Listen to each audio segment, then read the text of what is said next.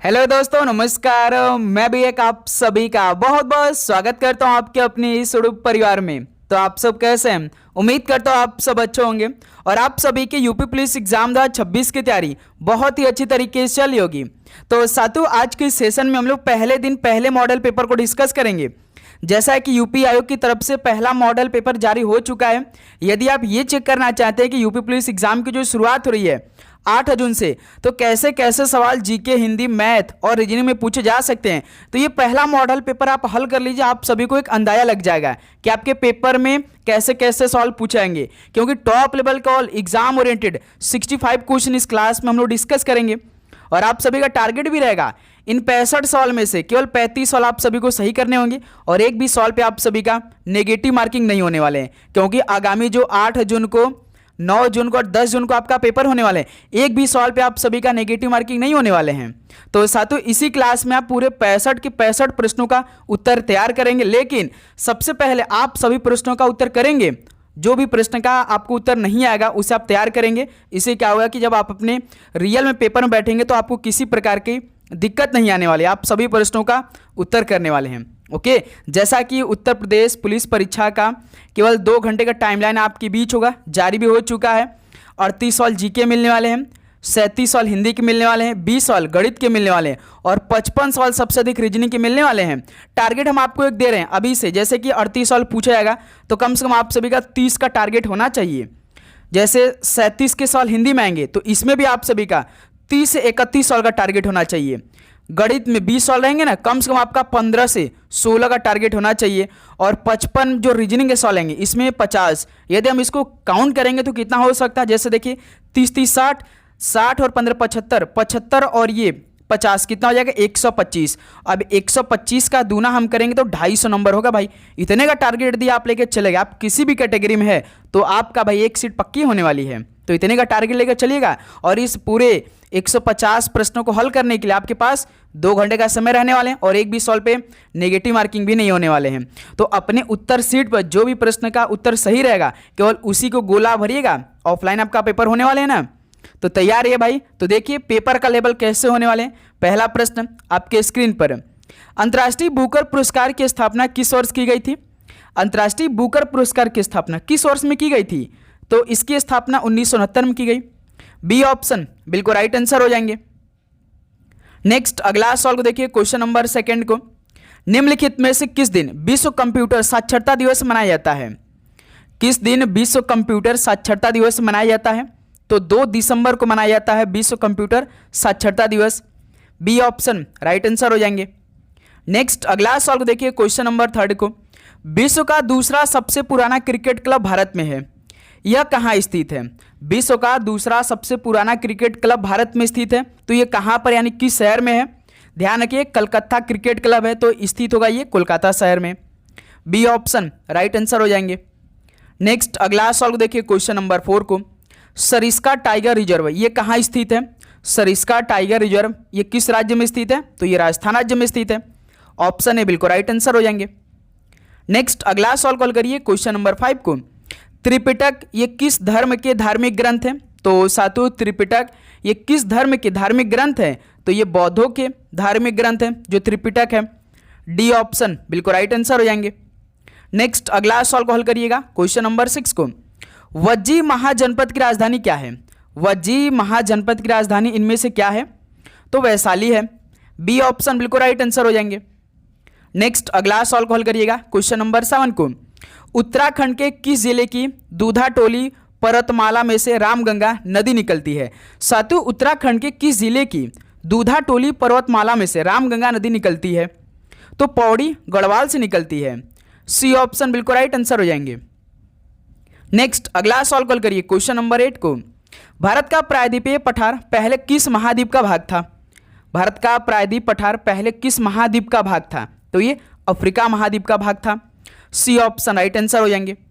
Next अगला सवाल को देखिए, क्वेश्चन नंबर 9 को, भारत में कौन सी पंचवर्षीय योजना हैरोडोमर मॉडल पर आधारित थी? तो साथियों, ये पहले ही दिन पहले या दूसरे शिफ्ट में सवाल आ सकता है कि भारत में कौन सी पंचवर्षीय योजना हैरोडोमर मॉडल पर आधारित थी। आप सभी को मालूम होना चाहिए, प्रथम पंचवर्षीय योजना, ये योजना हैरोडोमर मॉडल पर आधारित थी।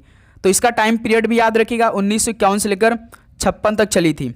ओके, नेक्स्ट अगला सवाल को देखिएगा, क्वेश्चन नंबर 10 को। हरित क्रांति से भारत के किस राज्य का सबसे अधिक रूपांतरण हुआ? हरित क्रांति से भारत के किस राज्य का सबसे अधिक रूपांतरण हुआ था? तो पंजाब राज्य का। हरित क्रांति की शुरुआत लगभग 1966 से लेकर 67 में हुआ था। बी ऑप्शन इस सवाल का राइट आंसर है। अगला सवाल को और आगे बढ़ने से पहले साथियों आपको हमने टारगेट दिया है कि भाई 16 मई से पहले ये 10 टेस्ट सीरीज अपने पास में आकर पूरे 1500 नए क्वेश्चन को तैयार कर लीजिए। इसके अलावा संपूर्ण GK, UP GK, Hindi, math, reasoning और करंट अफेयर के मोस्ट इंपॉर्टेंट क्वेश्चन प्रोवाइड करने वाले हैं। तो भाई आप जानते हैं कि एग्जाम को आपको क्रैक करना है तो टेस्ट आपके लिए कितना महत्वपूर्ण है। पहले ये 15 क्वेश्चन आपको खुद से हल करना है। इसके अलावा हम आप सभी को तो GK, UP GK, Hindi, math, reasoning, current affair देंगे ही देंगे, और जो 15 क्वेश्चन मिलेंगे ना सारे क्वेश्चन के आंसर भी आपको मिल जाएंगे। तो भाई जिनको भी चाहिए 16 मई से पहले तो पीडीएफ के लिए व्हाट्सएप कर सकते हैं इस नंबर पे, नीचे जो नंबर दिखाई दे रहा है ना इस पर आप व्हाट्सएप करके मात्र 50 रुपीज़ पे करके ये सारे क्वेश्चन अपने पास मंगाइए और इस बार एक सीट अपनी पक्की करिए। जितना भी क्वेश्चन आपके सामने आए सभी को तैयार करिए, सबको ये करना अनिवार्य, किसी को भी छोड़ना नहीं है। ओके, तो साथियों जल्दी से 16 मई से पहले सारे क्वेश्चन को तैयार करिए। क्वेश्चन नंबर 11 देखिए, एस ब्लॉक के तत्व कैल्शियम की व्युत्पत्ति किस लैटिन भाषा शब्द से हुई है? एस ब्लॉक के तत्व कैल्शियम की व्युत्पत्ति किस लैटिन भाषा शब्द से हुई है? तो कैलक्स शब्द से हुई है। ऑप्शन ए बिल्कुल राइट आंसर हो जाएंगे। नेक्स्ट अगला सवाल कॉल करिए, क्वेश्चन नंबर 12 को। निम्नलिखित में से भारतीय संविधान के भाग 4 में वर्णित मौलिक कर्तव्य कौन सा है? भारतीय संविधान के भाग 4 में वर्णित मौलिक कर्तव्य इनमें से कौन सा है? सार्वजनिक संपत्ति की सुरक्षा का कर्तव्य है। डी ऑप्शन बिल्कुल राइट आंसर हो जाएंगे। नेक्स्ट अगला सवाल कॉल करिए, क्वेश्चन नंबर 13 को। जनसांख्यिकी संक्रमण मॉडल के दूसरे चरण की विशेषता क्या है? जनसांख्यिकी संक्रमण मॉडल के दूसरे चरण की विशेषता क्या है? तो उच्च जन्म दर और निम्न मृत्यु दर है। सी ऑप्शन बिल्कुल राइट आंसर हो जाएंगे। ओके, चलिए अगला सवाल कॉल करिए, क्वेश्चन नंबर 14 को। प्रशासनिक सुविधा के लिए उत्तर प्रदेश में कितने जिले हैं? साथियों प्रशासनिक सुविधा के लिए उत्तर प्रदेश में कितने जिले हैं ये सवाल पूछा जा रहा है। तो 75 जिले हैं ना। डी ऑप्शन बिल्कुल राइट आंसर हो जाएंगे। और साथियों आगे बढ़ने से पहले यदि आप चैनल पर नए हैं, अभी तक चैनल को सब्सक्राइब नहीं किया है, तो भाई सब्सक्राइब करके मेन आपका नोटिफिकेशन ऑन करना है, क्योंकि क्लास आपकी पूरी 8 जून, 9 जून और 10 जून तक चलने वाली है। एक भी दिन का गैप नहीं हो रही है। एग्जाम ओरिएंटेड क्वेश्चन की क्लास हो रही है, पूरा एक्सपेक्टेड पेपर के प्रश्न करवा रहे हैं। तो आप भाई चैनल को जरूर सब्सक्राइब करके नोटिफिकेशन को ऑन कर लेंगे कि क्लास अपलोड हो तो पहला नोटिफिकेशन आप सभी के पास जाए, जिससे आप क्लास को ज्वाइन करके अपनी तैयारी और भी अच्छी कर सके। भाई इसके बाद तो आपकी रामबाड़ की क्लास भी चलने वाली है, अभी टेंशन ना लीजिए। इसके बाद आपकी रामबाड़ क्लास भी होने वाली है, हर एक सब्जेक्ट का अच्छी तरीके से। ठीक है, क्वेश्चन नंबर 15 देखिए, हिंदुस्तान पेट्रोलियम कारपोरेशन लिमिटेड का मुख्यालय कहाँ स्थित है? हिंदुस्तान पेट्रोलियम कारपोरेशन लिमिटेड का मुख्यालय कहाँ पर स्थित है? तो ये मुंबई शहर में स्थित है। ऑप्शन है राइट आंसर हो जाएंगे। अगला सवाल को देखिए, क्वेश्चन नंबर 16 को। 1857 का विद्रोह कहाँ से शुरू हुआ था? 1857 का विद्रोह कहाँ से शुरू हुआ था? तो मेरठ से शुरू हुआ था। सी ऑप्शन राइट आंसर हो जाएंगे। अगला सवाल को देखिए, क्वेश्चन नंबर 17 को। 1912 में महाद्वीपीय विस्थापन सिद्धांत का प्रस्ताव किसने रखा था? 1912 में महाद्वीपीय विस्थापन सिद्धांत का प्रस्ताव किसने रखा था? तो अल्फ्रेड वेगनर ने रखा था। बी ऑप्शन बिल्कुल राइट आंसर हो जाएंगे। नेक्स्ट अगला सवाल को देखिएगा, क्वेश्चन नंबर 18 को। 2011 की जनगणना के अनुसार भारत में किस जिले में सबसे अधिक जनसंख्या घनत्व है? 2011 की जनगणना के अनुसार भारत में किस जिले में सबसे अधिक जनसंख्या घनत्व है? तो उत्तर पूर्व दिल्ली में है। ऑप्शन है बिल्कुल राइट आंसर हो जाएंगे। और लास्ट में आप सभी से आपका स्कोर भी पूछेंगे तो बताइएगा कि 65 सवाल में से आप सभी का कितना स्कोर रहा। रामसर सम्मेलन ये किससे संबंधित है? जो रामसर सम्मेलन है ये किससे संबंधित है? तो ये आर्द्र भूमि से संबंधित है। बी ऑप्शन बिल्कुल राइट आंसर हो जाएंगे। अगला सवाल को देखिए, क्वेश्चन नंबर 20 को। रुक्मणी देवी अरुंडेल निम्नलिखित में से किस नृत्य शैली से संबंधित है? रुक्मणी देवी अरुंडेल किस नृत्य शैली से संबंधित है? तो ये भरतनाट्यम से संबंधित है। ऑप्शन बी बिल्कुल राइट आंसर हो जाएंगे। अगला सवाल को देखिएगा, क्वेश्चन नंबर 21 को। स्वच्छ भारत अभियान किस भारतीय राष्ट्रीय पर्व पर मनाया जाता है? बताएंगे आप सभी लोग, ये भी इंपॉर्टेंट क्वेश्चन है भाई। स्वच्छ भारत अभियान किस भारतीय राष्ट्रीय पर्व पर मनाया जाता है? तो आप सभी को मालूम होना चाहिए, गांधी जयंती पर, जो कि 2 अक्टूबर के दिन मनाया जाता है। डी ऑप्शन बिल्कुल राइट आंसर हो जाएंगे। नेक्स्ट अगला सवाल को देखिए, क्वेश्चन नंबर 22 को। सरहुल उत्सव निम्नलिखित में से किस राज्य में मनाया जाता है? साथियों, जो सरहुल उत्सव है ये किस राज्य में मनाया जाता है बताएंगे आप सभी लोग? तो झारखंड राज्य में। बी ऑप्शन बिल्कुल राइट आंसर हो जाएंगे। नेक्स्ट अगला सवाल को देखिए, क्वेश्चन नंबर 23 को। कोणार्क उत्सव निम्नलिखित में से किस राज्य में मनाया जाता है? कोणार्क उत्सव किस राज्य में मनाया जाता है? तो भाई ये उड़ीसा राज्य में। सी ऑप्शन राइट आंसर हो जाएंगे। चलिए अगला सवाल कॉल करिए, क्वेश्चन नंबर 24 को। भारतीय नृत्यांगना सोनल मानसिंह को भारत के दूसरे सर्वोच्च नागरिक पुरस्कार पद्म विभूषण से किस वर्ष सम्मानित किया गया? भारतीय नृत्यांगना सोनल मानसिंह को भारत के दूसरे सर्वोच्च नागरिक पुरस्कार पद्म विभूषण से किस वर्ष सम्मानित किया गया? तो 2003 में सम्मानित किया गया था। डी ऑप्शन बिल्कुल राइट आंसर हो जाएंगे। अगला सवाल को देखिएगा, क्वेश्चन नंबर 25 का राइट आंसर क्या बनेगा?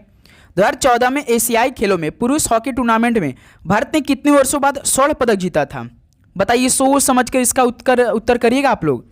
2014 में एशियाई खेलों में पुरुष हॉकी टूर्नामेंट में भारत ने कितने वर्षों बाद स्वर्ण पदक जीत लिया था? तो पूरे 16 वर्षों बाद जीता। तो ऑप्शन इस सवाल का बिल्कुल राइट आंसर हो जाएंगे। नेक्स्ट अगला सवाल कॉल करिए, क्वेश्चन नंबर 26 को। राज्यवर्धन सिंह राठौर ने किस ओलंपिक में निशानेबाजी में रजत पदक जीता था? राज्यवर्धन सिंह राठौड़ ने किस ओलंपिक में निशानेबाजी में रजत पदक जीता था? तो ध्यान रखिएगा भाई, 2004 के एथेंस में जब हुआ था ओलंपिक। ठीक है, डी ऑप्शन बिल्कुल राइट आंसर हो जाएंगे। नेक्स्ट अगला सवाल कॉल करिए, क्वेश्चन नंबर 27 को। माउंट मकालू पर सफलतापूर्वक चढ़ने वाली पहली भारतीय महिला कौन है? बताइए, माउंट मकालू पर सफलतापूर्वक चढ़ने वाली पहली भारतीय महिला वो कौन है? उनका नाम क्या है? प्रियंका मोहिते हैं। तो डी ऑप्शन बिल्कुल राइट आंसर हो जाएंगे। अगला सवाल को देखिए, क्वेश्चन नंबर 28 को। किस राजा ने भुवनेश्वर में प्रसिद्ध लिंगराज मंदिर का निर्माण करवाया था? ध्यान रखिएगा, जो प्रसिद्ध लिंगराज मंदिर है ये भुवनेश्वर में स्थित है। तो किस राजा ने इसका निर्माण करवाया था? तो ययाति केसरी ने इसका निर्माण करवाया था। सी ऑप्शन बिल्कुल राइट आंसर हो जाएंगे। ये इंपॉर्टेंट सवाल बन सकते हैं भाई पेपर के लिए, इसे आप तैयार करिए। ठीक है, अगला सवाल को देखिए, क्वेश्चन नंबर 29 को। भारत की सीमा किस दिशा में म्यांमार से लगती है? भारत की सीमा किस दिशा में म्यांमार से लगती है? तो ध्यान रखिएगा, पूर्व में म्यांमार से लगती है। ऑप्शन है बिल्कुल राइट आंसर हो जाएंगे। नेक्स्ट अगला सवाल को देखिए, क्वेश्चन नंबर 30 को। भारत में किसी राज्य उच्च न्यायालय की पहली मुख्य न्यायाधीश कौन थी? भारत में किसी राज्य उच्च न्यायालय की पहली मुख्य न्यायाधीश कौन थी? तो वो लीला सेठ थी। तो बी ऑप्शन इस सवाल का बिल्कुल राइट आंसर हो जाएंगे। ओके, चलिए नेक्स्ट अगला सवाल कॉल करिएगा, क्वेश्चन नंबर 31 को। खनक किसका पर्यायवाची है? तो अब साथियों हम लोग हिंदी के मोस्ट एक्सपेक्टेड सवालों को डिस्कस करेंगे। हिंदी में आपका एक भी सवाल गलती नहीं होना चाहिए। खनक किसका पर्यायवाची है बताएंगे आप सभी लोग? तो भाई याद रखिए, खनक चोर का पर्यायवाची है। तो इस सवाल का बी ऑप्शन बिल्कुल राइट आंसर हो जाएंगे। ओके, नेक्स्ट अगला सवाल को देखिए, क्वेश्चन नंबर 32 को। ज्ञानपीठ पुरस्कार किस भाषा से संबंधित है? ज्ञानपीठ पुरस्कार किस भाषा से संबंधित है? तो ये संविधान की 8वीं अनुसूची की सभी भाषाओं से संबंधित है।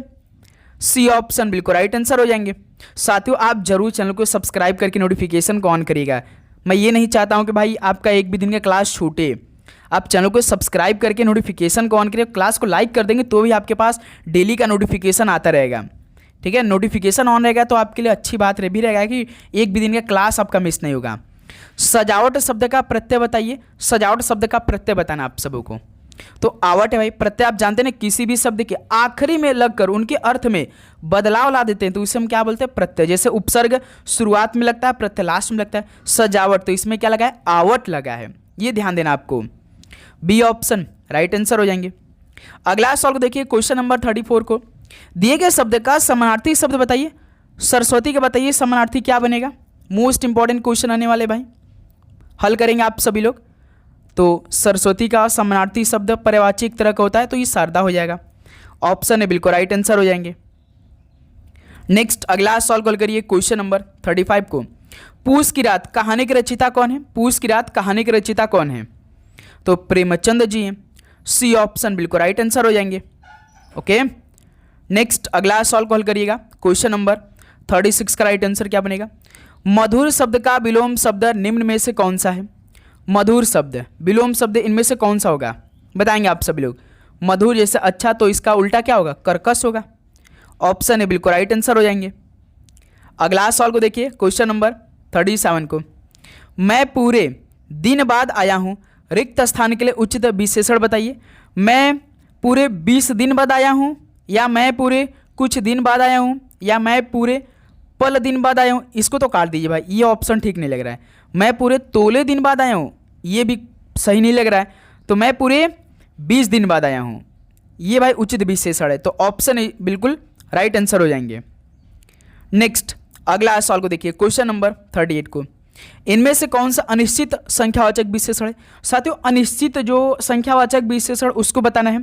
बहुत आदमी, कोई ये तो अनिश्चित हो सकता है ना, बहुत आदमी, कोई निश्चित संख्या में नहीं है कि 10 आदमी है, 15 आदमी है, पूरा आनंद ले रहे हैं भाई, सब जंगल है, बहुत दूध है। तो भाई इसमें देखिए अनिश्चित जो संख्यावाचक विशेषण होंगे वो बहुत आदमी होंगे।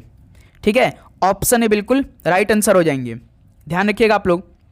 अगला सवाल को देखिए, क्वेश्चन नंबर 39 को, दिए गए वाक्यांश के लिए एक शब्द क्या होगा। जो कहा न जा सके, इसके लिए एक शब्द क्या होगा। जो कहा न जा सके, तो इसके लिए एक शब्द की बात करेंगे तो अकथ्य, डी ऑप्शन बिल्कुल राइट आंसर हो जाएंगे।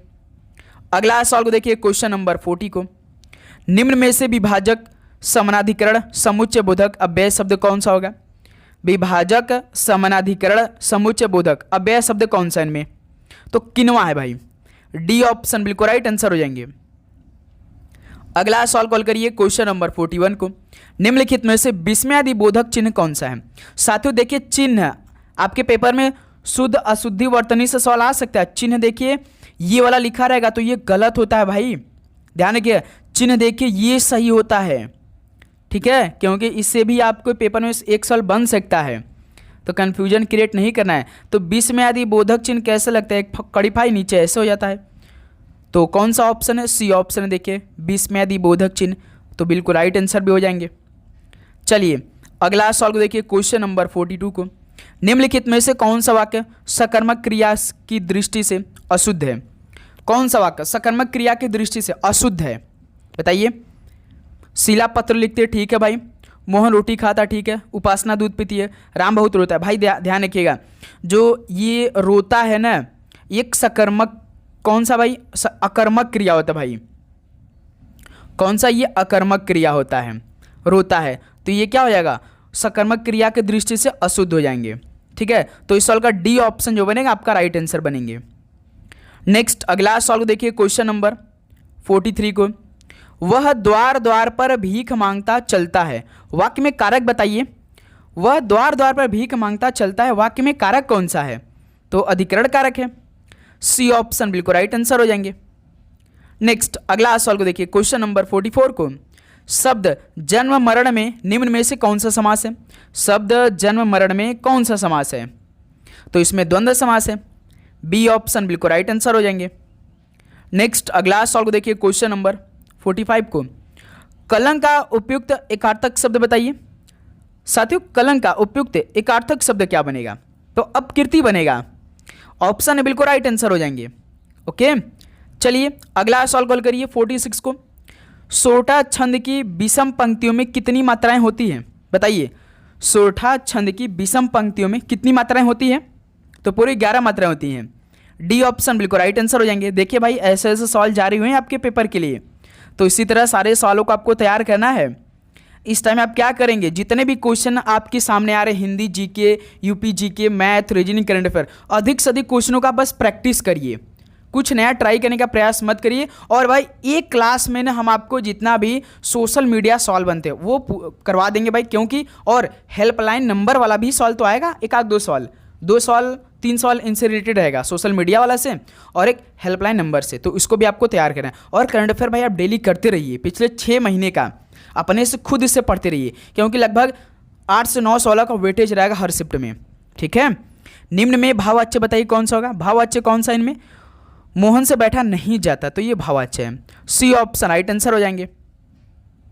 अगला सवाल को देखिए, क्वेश्चन नंबर 48 को, कौरवी किस बोली को कहते हैं। कौरवी किस बोली को कहते हैं, मारवाड़ी को, खड़ी बोली को, अवधी को, या छत्तीसगढ़ी को। तो भाई याद रखिए खड़ी बोली को बोलते हैं कौरवी, तो बी ऑप्शन इस सवाल का बिल्कुल परफेक्ट आंसर हो जाएंगे। चलिए नेक्स्ट अगला सवाल कॉल करिए, क्वेश्चन नंबर 49 को, इनमें से दंत ध्वनियाँ कौन सी हैं, बताइए। इनमें दंत ध्वनियाँ कौन कौन सी हैं? एक त है, एक थ है, एक द है, एक ध है। तो ये क्या हो जाएगा? बिल्कुल सही जवाब हो जाएंगे सी ऑप्शन, ये दंत ध्वनियाँ हैं। ठीक है, नेक्स्ट अगला सवाल को देखिए, क्वेश्चन नंबर 50 को। मतक किस संधि का उदाहरण है? तो साथियों मतक किस संधि का एक उदाहरण है? तो ये वृद्धि संधि का उदाहरण है। सी ऑप्शन बिल्कुल राइट आंसर हो जाएंगे। नेक्स्ट अगला सवाल को देखिए, क्वेश्चन नंबर 51 का राइट आंसर क्या बनेगा? गाय मीठा दूध देती है, यह वाक्य किस काल का है? बताइए साथियों, मोस्ट इंपॉर्टेंट क्वेश्चन होने वाले भाई। गाय मीठा दूध देती है, तो यह वाक्य किस काल का है? तो साथियों याद रखिए, सामान्य वर्तमान काल का यह है। तो ऑप्शन है बिल्कुल राइट आंसर हो जाएंगे। अगला सवाल कॉल करिएगा, क्वेश्चन नंबर 52 को। तो साथियों अब देखिए, मैथ के सवाल है भाई। पहले हम आपको 1 मिनट का समय देंगे हर एक सवाल पर। बताइए, हल करिए। इस सवाल को आप पढ़ेंगे, खुद से सॉल्व करेंगे, ट्राई करेंगे। पहले पॉज करिए क्लास को, प्रश्न को रोकिए, अपने से हल करेंगे। सभी स्टूडेंट, सबको ये करना अनिवार्य है। सवाल को हम पढ़ दे रहे हैं भाई। एक सार्वजनिक पुस्तकालय में रविवार को औसत उपस्थिति 410 और शेष दिनों में 230 होती है। तो रविवार से शुरू होने वाले 30 दिनों के महीनों के प्रतिदिन औसत उपस्थिति क्या होगी? साथियों ये सवाल आपको थोड़ा सा समझने की भी जरूरत है। देखिए सवाल क्या, अंतिम में पढ़िए, रविवार से शुरू होने वाले 30 दिनों के महीने के प्रतिदिन। तो इसमें रविवार कितने हो जाएंगे? जब याद रखिए सवाल बोल दे से कि रविवार से शुरू होने वाले 30 दिनों के महीने के प्रतिदिन, तो हमेशा याद रखिए इसमें पूरे 5 रविवार हो सकते हैं भाई। ठीक है, तो उस तरह से आप सभी को सवाल को सॉल्व करना है मेरे दोस्त। बताइएगा, हल करिए इस सवाल का राइट आंसर। औसत निकालिए कि प्रतिदिन औसत उपस्थिति क्या रही होगी। तो साथियों सबसे पहले एक सार्वजनिक पुस्तकालय में रविवार को औसत उपस्थिति 410, तो भाई 5 रविवार हो जाएंगे 30 दिनों में। 5 रविवार जो कि रविवार से शुरू होने वाले 30 दिन वाले 1 महीने वाले में। ठीक है, तो 5 रविवार के हिसाब से, 5 रविवार के हिसाब से भाई कितना हो जाएगा? 5 गुणे 410 उपस्थिति हो रहे हैं, सवाल में बोला पहले लाइन में। तो इसका टोटल कितना होगा? 5 0 5 कम 5 5 चौका 20, यानी 2050 हो जाएगा ये। और जो 5 दिन तो रविवार हो गए, अब 30 दिन में से यदि 5 रविवार निकल गए तो अदर डे कौन सा बचेगा भाई? 25 दिन, 25 दिन बचेगा। तो इसका जो उपस्थिति हो रहा है, शेष दिनों का उपस्थिति क्या हो रहा है? 25 गुणे 230 हो रहा है। तो इसको मल्टीप्लाई कर दीजिए, कितना होगा? 25 0 25 0 0, 25 3 75 का 5, 25 3 75 का 5, आपका 7 बचेगा। 25 दूनी 50, 57, यानी कितना हो जाएगा यहाँ पे? 5750 हो जाएगा, यानी 5750 हो जाएगा। अदर जो 25 दिनों की उपस्थिति हो रही है 230 लोगों की। ठीक है, अब महीने का प्रतिदिन साथियों औसत उपस्थिति पूछ रहा है, तो भाई कितने हो जाएंगे? टोटल 30 हो जाएंगे, 30 दिन है प्रतिदिन। अब इन दोनों को हम जोड़ लेंगे ना भाई। औसत कैसे निकालते हैं? सभी संख्याओं को हम जोड़ते हैं, तो ये 0 0 जुड़ जाएगा, 5 5 10 0, 7 1 8 और 5 2 7, यानी 7800 हो जाएंगे टोटल उपस्थिति। अब भाग करा देंगे ना, 7800 का हम 30 से भाग कराएंगे, देंगे तो हमारा आंसर आ जाएगा। 1 0 से कैंसिल। अब 3 का भाग हमें 780 में देना है, 3 दूना 6, 3 6 का 18, यानी 260 आ जाएगा भाई। यानी औसत उपस्थिति क्या होगी? 260 होगी। तो ऑप्शन इस सवाल का बिल्कुल राइट आंसर बनेगा। ठीक है मेरे दोस्त, यहां तक आप सभी को किसी प्रकार का डाउट इस सवाल में? बिल्कुल नहीं। चलिए साथियों, मैथ में यदि आपको किसी भी सवाल पे थोड़ा सा भी डाउट हो तो कमेंट बॉक्स में तुरंत बता दीजिएगा। ठीक है, अब इस सवाल का उत्तर करिए। मैं 40 किलोमीटर प्रति घंटे की औसत चाल से कार चलाकर अपने गंतव्य पर 4 घंटे में पहुंच जाता हूं, तो मैं उसी गंतव्य पर 5 घंटे में किस चाल से पहुंच सकता हूं? दिमाग लगाइए साथियों। देखिए सवाल क्या पूछा लास्ट में, पहले एक बार सवाल को पढ़िए आप लोग। मैं उसी गंतव्य 5 घंटे में कितनी चाल से पहुंच सकता, यानी आपसे स्पीड पूछा है ना, स्पीड पूछा, डिस्टेंस अपन टाइम, ये फॉर्मूला होता है ना स्पीड का, चाल का। ठीक है, तो साथियों डिस्टेंस नहीं दिया है, तो डिस्टेंस हम पहले निकाल सकते हैं कि नहीं? टाइम तो आपका देखिए 7 घंटा दिया है भाई, लेकिन 7 घंटा भी यहाँ पे थोड़ा सा, लेकिन लास्ट वाला में देखिए 5 घंटे दिया है। तो भाई पहले हम क्या करते हैं? डिस्टेंस निकाल लेते हैं। डिस्टेंस बराबर क्या होता है? स्पीड इंटू टाइम, है ना। तो इसमें देखिए स्पीड क्या है भाई? मैं 40 किलोमीटर प्रति घंटे की औसत चाल से कार चलाकर अपने गंतव्य पर 7 घंटे पहुंच जाता हूं। तो यहाँ से पहले 7 घंटे में वो 40 किलोमीटर प्रति घंटे की चाल से चलता है, तो कितना हो जाएगा भाई, इसका डिस्टेंस 280 हो जाएगा भाई। डिस्टेंस वो कवर किया 280। अब दोस्त मेरे 5 घंटे में उसको पहुंचना है, यानी 5 घंटे में वो किस चाल से पहुंच सकता है। तो सिंपल सा है, क्या करेंगे आप, स्पीड बराबर क्या होता है, डिस्टेंस अपन टाइम। तो डिस्टेंस हमने ऑलरेडी निकाल लिया 280, और टाइम कितना दिया है 5 घंटे का पूछा, तो 5 से भाग करा दीजिए। 50 25, 3 5 6 30, यानी 56 किलोमीटर प्रति घंटे से पहुंचेगा भाई वो। डी ऑप्शन बिल्कुल राइट आंसर हो जाएंगे। बताइए यहाँ तक आप सभी को किसी प्रकार का डाउट इस सवाल में? सभी स्टूडेंट बताएंगे भाई? बिल्कुल नहीं। चलिए नेक्स्ट अगला सवाल कॉल करिए, क्वेश्चन नंबर 54 को।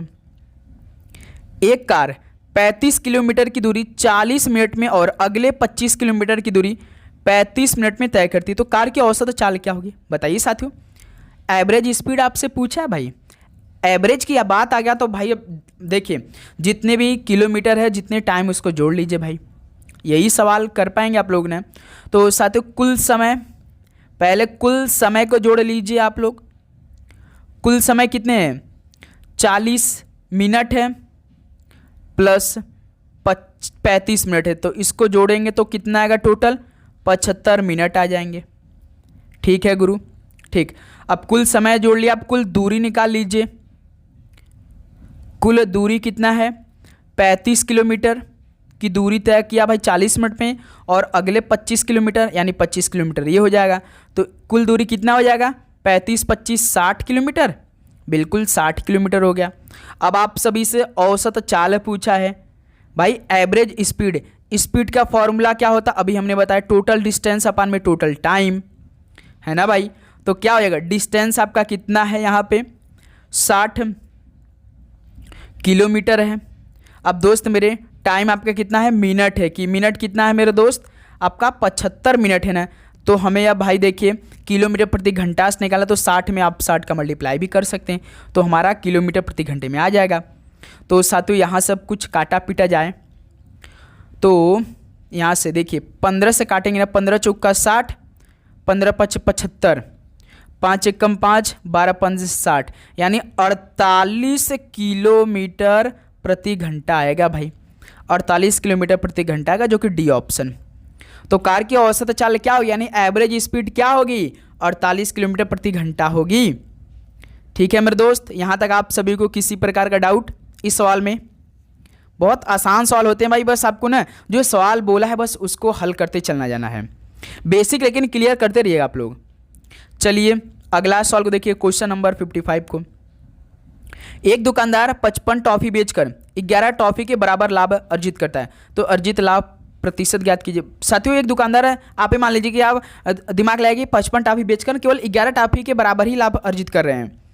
तो टॉफी का क्रय मूल्य निकाल लीजिए भाई। टॉफी का कास्ट प्राइस क्या हो जाएगा, तो इसके बराबर क्या हो जाएगा, बेची गई वस्तु जो हो जाएगा, बेची गई जो वस्तु होगा, बेची गई वस्तु माइनस भाई जो लाभ हुआ हो रहेगा, यही होगा ना। तो यहाँ से बेची गई वस्तु कितना है 55, लाभ कितना हो 11, टोटल कितना होगा 44 टॉफी आ जाएगी भाई, 44 टॉफी हो जाएंगी। तो अब लाभ आपको निकालना है, तो लाभ क्या होगा, लाभ 11 टॉफी के बराबर होता है 11, और लाभ कितना हुआ 44, मल्टीप्लाई 100% निकाला, 11 44, 4 एकम 4, 25 का 100 यानी 25% का। तो उसका अर्जित लाभ कितना होगा 25% का। सिंपल सा, पहला ऑप्शन बिल्कुल राइट आंसर हो जाएंगे। ठीक है, यहाँ तक आप सभी को किसी प्रकार का डाउट? चलिए नेक्स्ट अगला सवाल को देखिए, क्वेश्चन नंबर 56 को। एक दुकान 10% की छूट देने के बाद किसी वस्तु के 360 रुपये में बेचता है। ठीक है, एक वस्तु है भाई 10% की छूट देने के बाद 360 में बेच देता है। यदि उसने 20% की छूट दी होती तो उसका विक्रय मूल्य क्या होगा, यानी सेलिंग प्राइस क्या होता, बताइए भाई। यहाँ पे थोड़ा सा आपको वस्तु का अंकित मूल्य निकालना पड़ेगा पहले। वस्तु के यदि दोस्त मेरे हम अंकित मूल्य निकालते तो पहले, यानी वस्तु का मार्केट प्राइस, वस्तु का मार्केट प्राइस क्या हो जाएगा, 10% की छूट देने पे किसी वस्तु को 360 में बेचता है। तो साथियों 360 का आप पहले 10% की छूट पे औसत निकाल लीजिए भाई। 100 अपन में 90 कितना होगा, 1 0 1 0 कैंसिल, 9 चौका 36 यानी 400 हो जाएगा भाई। उसका अंकित मूल्य 400 के बराबर हो जाएगा। अब साथियों इसी पे 20% की छूट भी दे रहा है, तो उसका तो यदि उसने 20% की छूट दी होती तो उसका विक्रय मूल्य यानी सेलिंग प्राइस कितनी होती?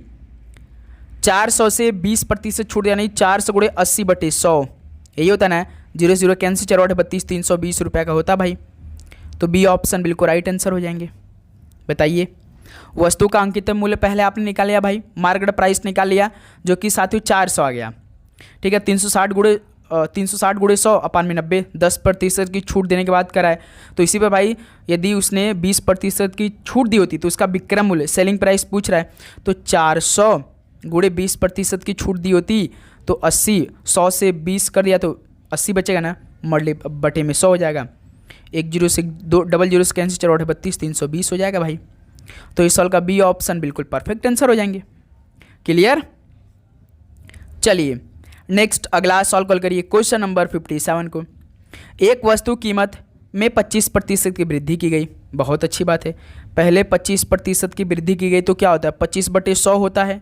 25 से कम 25, 25 से का 100, 1/4 हो जाएगा। तो पहले 4 था प्लस 1 हो, यानी पहले 4 अब 5 हो जाएगा, क्योंकि 4 से 1 बढ़ जाएगा भाई, 4 से 5 हो गया। तत्पश्चात कीमत को 20% घटा दिया गया। भाई साहब 20% तुरंत घटा दिया गया, यानी 20/100 ये किसके बराबर हो जाएगा, 20 से कम 20, 20 पंजे 100, यानी घटा गया -1 हो जाएगा। पहले 5 था अब 4 हो जाएगा गुरु, ठीक है। और फिर 10% बढ़ा दिया गया, तो कीमत में परिणामी वृद्धि क्या होगी, तो 10% के निकाल दीजिए भाई, ठीक है। 10% का फिर ना 10% बढ़ा दिया गया तो कीमत में परिणामी वृद्धि क्या होगी, 10% की यदि हम वृद्धि करेंगे तो 10/100, 10 से कम 10, 10 दाम में 100, 1/10, 10 से 1 की वृद्धि हो जाएगी, यानी कितना हो जाएगा, 10 से 11 हो जाएगा। अब 10 से 1 की वृद्धि हो रही है, किससे हो रही है भाई, 10 से मल्टीप्लाई 100, 10 से कम 10, 10 दाम में 100, तो भाई परिणामी वृद्धि क्या होगा, 10% की वृद्धि हो जाएगी। बी ऑप्शन बिल्कुल राइट आंसर हो जाएंगे, सिंपल सा। क्लियर? चलिए नेक्स्ट अगला सॉल्व देखिए क्वेश्चन नंबर 58 को। 12 आदमी प्रतिदिन 9 घंटे काम करते हुए एक काम को 24 दिनों में पूरा करते हैं। 8 आदमी प्रतिदिन 12 घंटे काम करके उसी काम को कितने दिनों में पूरा कर सकते हैं? एमडीएच का फॉर्मूला लगाइए। एमडीएच का फॉर्मूला क्या होता है, M1D1 H1 बराबर M2D2 H2। मैन कितने, एम का मतलब मैन, डी का मतलब दिन, एच का मतलब घंटा, ठीक है। 12 आदमी, तो 12 आदमी प्रतिदिन 9 घंटे काम करते हुए काम को 24 दिन में, यानी D1 आपका 24 दिया है, कितने घंटे में, 9 घंटे में काम करें, ठीक है। 8 आदमी प्रति घंटे 12 घंटे काम करके उससे कितने दिनों में, यानी दिन पूछा, D2 हमसे पूछा भाई, 8 आदमी अगले 12 घंटे में काम करे, तो D2 हमसे पूछा है। तो साथों सवाल जब भी बराबर है तो देखिए पहले तो 12 से 12 कैंसिल हो जाएगा, ठीक है। 8 एक कम 8, 8 3 का 24, तो 3 यहाँ पे 9, 13 27, यानी भाई जो 8 आदमी थे प्रतिदिन 12 घंटे काम करके उसी काम को कितने दिन पूरा कर सकते हैं, तो 27 दिन में पूरा कर सकते हैं। सी ऑप्शन बिल्कुल राइट आंसर हो जाएंगे। क्लियर? सभी को समझ में आया? चलिए नेक्स्ट अगला सॉल्व देखिए क्वेश्चन नंबर 59 को। दिए गए विकल्पों में से वह सही विकल्प चुने जो श्रृंखला को पूरा करेगा। 12 23 34 45 56 क्वेश्चन मार्क। नंबरों का श्रृंखला बढ़ा है गुरु, इसमें कुछ ना कुछ ऐड किया होगा, दिमाग लगाइए। 12 से 23 तो +11, 23 से 34 +11, 34 से 45 +11, 45 से 46 +11, 45 से 56, तो इसी प्रकार भाई 56 + 11 कर दिए, 56 में 11 जोड़ेंगे 67 हो जाएगा, यानी इस प्रश्नवाचक के चिन्ह की जगह पे हमारा 67 आंसर आएगा। पहला ऑप्शन बिल्कुल राइट आंसर हो जाएंगे। क्लियर? चलिए नेक्स्ट अगला सॉल्व कॉल करिए क्वेश्चन नंबर 60 को। तो साथियों इसी पे आप यदि चैनल पे नए हैं तो भाई चैनल को जरूर सब्सक्राइब करके नोटिफिकेशन को ऑन कर लेंगे। आप सभी से रिक्वेस्ट है भाई कि आप चैनल को जरूर सब्सक्राइब करने के बाद नोटिफिकेशन को ऑन कर लेंगे अभी तुरंत, ठीक है। तो साथियों देखिए सवाल क्या दिया, यदि माइनस का अर्थ भाग है, प्लस का अर्थ गुणा है, भाग का अर्थ घटाव है और गुणा का अर्थ जोड़ है, तो इस समीकरण का मान क्या होगा? पहले चलिए इस समीकरण को बना लेते हैं। 6 भाग है, भाग का अर्थ क्या दिया प्रश्न में, भाग का अर्थ घटाव है, तो भाग की जगह घटाव रख देते हैं 20। 20 को देखिए गुणा है, तो गुणा का अर्थ क्या है, गुणा का अर्थ भाई जोड़ है, यहाँ पर देखिए लास्ट लाइन में गुणा का अर्थ जोड़ है यहाँ पर, तो गुणा की जगह हम प्लस रख देंगे, 12, 12 के बाद देखिए प्लस है, प्लस का मतलब यदि प्लस का अर्थ गुणा है तो प्लस का अर्थ क्या है, गुणा, तो प्लस के गुणा रख देंगे। 7, 7 के बाद देखिए माइनस, माइनस का अर्थ भाग है तो माइनस के भाग रख देंगे। समीकरण बन के तैयार हो चुका है, इसमें बॉर्डर में स्कीम लगा दीजिए। 6 - 20 प्लस, साथ ही देखिए 1 का भाग 7 में देंगे तो 7 आएगा ना, 1 का भाग हम 7 में देंगे तो 7 आएगा। अब 7 का मल्टीप्लाई 12 में कर देंगे डायरेक्ट तो कितना आएगा, 84 हो जाएगा। यानी 12 × 7 भाग 1 करने पे हमारा 84 आएगा, केवल इतना, 12 × 7 भाग 1। ठीक है, चलिए भाई आपको पूरा हल करके हम कर देते हैं। जैसे कि 12 × अब 1 का भाग 7 में करेंगे तो 7 ही आएगा ना, तो 6 - 20 12 से 84। अब ये प्लस 84 है, ये प्लस 6 है, कितना हो जाएगा, 84 6 90, 90 में से 20 घटा देंगे 70 हो जाएगा। तो इसका डी ऑप्शन बिल्कुल राइट आंसर हो जाएंगे। क्लियर मेरे दोस्त। चलिए अगला सॉल्व कॉल करिएगा। क्वेश्चन नंबर 61 का राइट आंसर क्या बनेगा। कथन और निष्कर्ष का सवाल हल करिए। भाई जब कथन और निष्कर्ष सवाल है ना तो आप क्या करिएगा कि सबसे पहले कथन का डायग्राम बना लीजिएगा, आसान सॉल्व हो जाता है एकदम। जैसे देखिए सभी कलम पेंसिल है, जो सभी कलम है, कलम को हम के से लिख रहे हैं ना, सभी कलम क्या है, पेंसिल है, तो हम पेंसिल को पी से लिख रहे हैं। सभी पेंसिल कप है, ये जो सभी पेंसिल है ना वो क्या है भाई, कप है, कप को हम सी से लिख दे रहे हैं। ठीक, तो हमारा कथन बन के तैयार हो चुका। अब देखिए निष्कर्ष इसी के अकॉर्डिंग निकला होगा। देखिए कुछ कप क्या कलम है, कुछ कप क्या कलम, बिल्कुल है भाई, यानी पहला निष्कर्ष फॉलो कर रहा है। कुछ कप देखिए क्या है भाई, कलम है ना, बीच में है ना, ठीक है। उसका कुछ कप क्या पेंसिल है, कुछ कप देखिए पेंसिल भी है, ये सब क्या पेंसिल है, यानी दूसरा भी अनुसरण करा है, यानी दोनों ही निष्कर्ष क्या सही हो जाएंगे भाई। यानी 3 नंबर देखिए दिया है आपका, बिल्कुल परफेक्ट आंसर। क्लियर मेरे दोस्त, आप सभी को किसी प्रकार का डाउट इस सवाल में, बिल्कुल नहीं। चलिए नेक्स्ट अगला सवाल को देखिए, क्वेश्चन नंबर 62 को। यदि पाइप को 16 91 पैसे लिखा जाता तो स्वान आखिरी अंक क्या होगा। तो स्वान आखिरी यानी स्वान का आखिरी अंक क्या होगा। साथियों पाइप का स्पेलिंग क्या होता है, PIP, थोड़ा सा घुमाया है। अब P का कोड करिए 16, I का 9, P का 16, E का 5। देखिए यही तो कोड किया है 16 91 65। देखिए 16 91 65 ये तो किया है ना, यानी जो अक्षर है उसका कोड किया है, जो अक्षर उसका कोड क्या है। तो इसी प्रकार आप स्वान का करिए, SWAN, यस का होता 19, W होता 23, E होता 1, N होता 14। लेकिन स्वान के आखिरी अंक क्या पूछ रहा है, यानी यन का आखिरी, यानी यन 14, तो इसका आखिरी अंक क्या है, 4 है। तो सी ऑप्शन इस सॉल्व का राइट आंसर होंगे। क्लियर भाई, सभी को समझ में आया। चलिए अगला सॉल्व कॉल करिए, क्वेश्चन नंबर 63 को। पाई का संबंध वृत्त से तो फाई का संबंध क्या होगा, बताइए भाई, ये सवाल आप हल कर सकते क्या। पाई का संबंध एक वृत्त से तो फाई का संबंध क्या होगा। आप जानते हैं कि जिस प्रकार एक पाई होता है गणितीय स्थिरांक होता है, पाई जो होता है वो क्या है भाई, गणितीय स्थिरांक है जो किसी वृत्त की परिधि और उसके व्यास के बीच के अनुपात को दर्शाता है। आप जानते हैं ना पाई क्या होता है भाई, किसी वृत्त की परिधि और उसके व्यास के बीच के अनुपात को दर्शाता है ना। तो जो फाई होता है, ऐसे फाई को लिखा जाता है, डिनोट किया जाता है। फाई एक संख्या होता है जो लगभग ना 1.618 के बराबर होता है, और इसे मेरे दोस्त सौड़ अनुपात कहते हैं। ठीक है, बी ऑप्शन बिल्कुल राइट आंसर हो जाएंगे। ठीक है, ध्यान रखिएगा आप लोग, फाई का रिलेशन सौड़ अनुपात से होगा। नेक्स्ट अगला सवाल को देखिए 64 नंबर को। यदि आप दक्षिण पूर्व की ओर मुंह करके शुरू करते हैं और 225 डिग्री वामावर्त घूम जाएं तो इस समय आप किस दिशा में मुंह करके खड़े हैं। बस हम एक चीज़ आपको बताएंगे, ये सवाल आपके लिए होमवर्क रहेगा।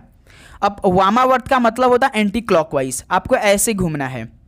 दिशा भी हम आपको बना के दे रहे हैं, ईस्ट वेस्ट नॉर्थ साउथ। अब देखिए उप दिशा बनाना होगा क्योंकि दक्षिण पूरब की तरफ है, तो ये नॉर्थ ईस्ट हो जाएगा, ये आपका साउथ ईस्ट है, ये वेस्ट साउथ है, ये आपका वेस्ट नॉर्थ है। उप दिशा है, आप दक्षिण पूरब की तरह है। बताइए, हल करके बताइए। अब आपको करना है कि यदि आप दक्षिण पूरब की ओर मुंह करके शुरू करते हैं और 25 डिग्री 225 डिग्री वामावर्त घूम जाए तो इस समय आप किस दिशा में मुंह करके खड़े हैं। चलिए बताइए, हल करके बताइए सॉल्व का राइट आंसर। ओके, दक्षिण पूरब की तरफ यानी साउथ ईस्ट की तरफ हैं आप, इधर हैं। आपको यहाँ से भाई 225 डिग्री घूमना है। ध्यान रखिएगा, एक आपका 90 डिग्री होता, लेकिन जब उप दिशा बन जाता तो 45 डिग्री हो जाता। लगभग हमने 19% सॉल्व को हल कर दिया है। अब आप करके बता दीजिए हमें, ठीक है। चलिए नेक्स्ट और लास्ट सवाल आज के इस सेशन का हल करेंगे आप सभी लोग। किसी कूट भाषा में 972 का अर्थ है स्टील इज स्ट्रॉन्ग 298 का अर्थ है आयरन इज स्ट्रॉन्ग और 387 का अर्थ है आयरन एंड स्टील। तो एंड के लिए कोड क्या होगा, एंड के लिए ज्ञात करिए, बताइए। साथ ही देखिए केवल एक पूछा है कोड एंड का, पहले कॉमन चेक करिए, किसी में एंड तो है नहीं दोनों में ना। Steel is strong, iron is strong and iron and steel. तो साथियों देखिए एंड हमसे पूछा तो एंड केवल इसी में है और किसी में एंड है नहीं भाई। हमने आपको बताया जब भी सिंगल पूछे तो जिसमें रहेगा आपका केवल उसी में आंसर आएगा, यानी हमारा इसी 387 में कोई ना कोई नंबर होगा, क्योंकि इसी का अर्थ है आयरन एंड स्टील और एंड केवल इसी में है और किसी में नहीं है। तो भाई देखिए नंबर को हम एलिमिनेट करना सीखते हैं। जैसे देखिए एंड हमसे पूछा है और एंड हमारा इसी 387 में होगा। तो साथ देखिए जैसे देखिए 7 इसमें है और 7 इसमें है, कट जाएगा भाई।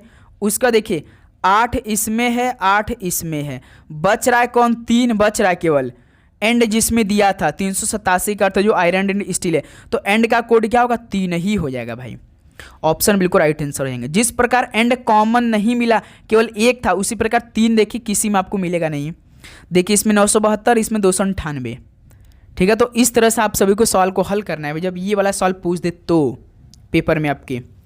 ठीक है दोस्त मेरे, तो साथियों फाइनली जाकर ये टॉप लेवल के 65 सवाल कंप्लीट हो गए। अब बताइए साथियों कि आप सभी का इन 65 सवाल में से कितना स्कोर बना, सभी दोस्त ईमानदारी के साथ बताएंगे। तो उम्मीद करूँगा दोस्त आप सभी को हर एक क्वेश्चन का उत्तर तैयार हो चुका होगा।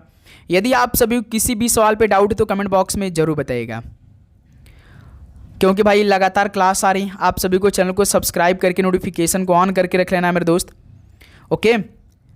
और हर एक क्लास आपको ज्वाइन करना है और अपने दोस्तों में सेशन को शेयर भी करिएगा, रिवीजन करिए, अच्छे से मेहनत करिए, मॉक टेस्ट लगाइए।